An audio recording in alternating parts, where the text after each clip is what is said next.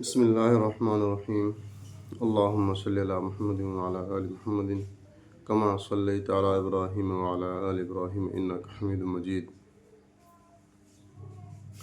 ایک چھوٹا سا قصہ میں آپ لوگوں کی خدمت میں پیش کرتا ہوں۔ وہ یہ ہے کہ انسان ایک دوسرے انسان کو ہمیشہ غلط نظر سے دیکھتا ہے۔ موسیٰ علیہ السلام کی قوم کے اندر ایک نوجوان شخص تھا جس نے بہت گناہ کیے، یعنی کہ وہ اتنا گنہگار تھا، اتنا نافرمان تھا اللہ کا کہ لوگوں نے اس کو بستی سے نکال دیا اور اس کے ساتھ کچھ ساز و سامان اس کے لیے دیے، تو لوگوں نے اس کو بستی سے نکال دیا اور جنگل کے اندر بیابان میں اجاڑوں میں چلا گیا تو وہاں اس کے پاس جو کھانا پینا تھا، جو کچھ اس کے ساتھ تھا، اپنے ساتھ لے کے چلا، اور اس جنگل میں اس نے وقت گزارا تو وہ کھانا پینا اس کا ختم ہو گیا۔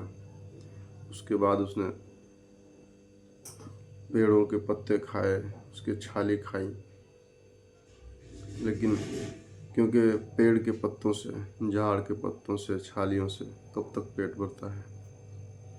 جب اس کی خستہ حالت ہو گئی تو اس نے بڑی حسرت سے اللہ کی طرف دیکھا، اور فرمایا کہ اے پروردگار،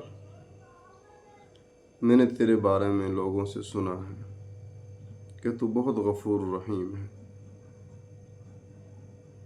اگر تو آج مجھے معاف کر دے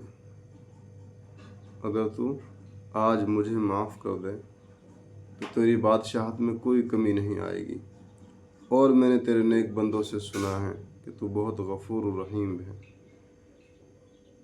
اور اگر تو آج مجھے سزا دے دے تو تیری بادشاہت میں کوئی بڑھوتری نہیں ہوگی۔ میں نے تیرے نیک بندوں سے سنا ہے کہ اللہ بہت قہار بھی ہیں، بہت سزا دینے والے بھی ہیں، تو اے میرے پروردگار، آج مجھے معاف کر دیجیے۔ تو اللہ کی رحمت جوش میں آئی، کیونکہ یہ بات اس کے دل سے نکلی تھی، اور اللہ اپنے بندوں کو کبھی تکلیف میں دیکھنا نہیں چاہتا۔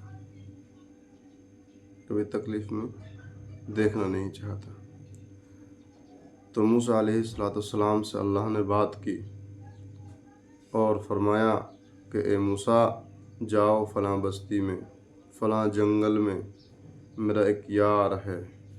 یار کس کو بولا؟ جو اتنے نافرمان تھے کہ اس نے پلک جھپکنے کے برابر اللہ کی عبادت نہیں کی۔ بستی والوں نے اس کو بستی سے نکال دیا، اس ڈر سے کہ اس کی وجہ سے کہیں بستی پر عذاب نازل نہ ہو جائے۔ تو میرے بھائی دوستو، موسیٰ علیہ السلام گئے اور جنگل کے اندر دیکھا کہ ایک شخص پڑا ہوا ہے، بہت بیمار ہے۔ موسیٰ علیہ السلام نے اس کو دیکھا، کچھ بستی کے چند لوگ اس کے ساتھ گئے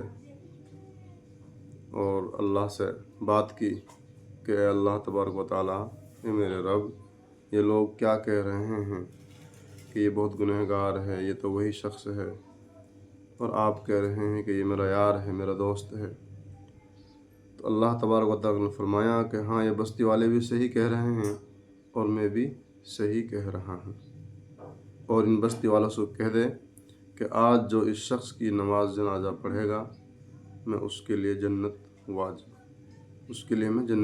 کر دوں گا، اس کے لیے جنت واجب ہو جائے گی جو آج اس شخص کے پیچھے نماز جنازہ پڑھے گا۔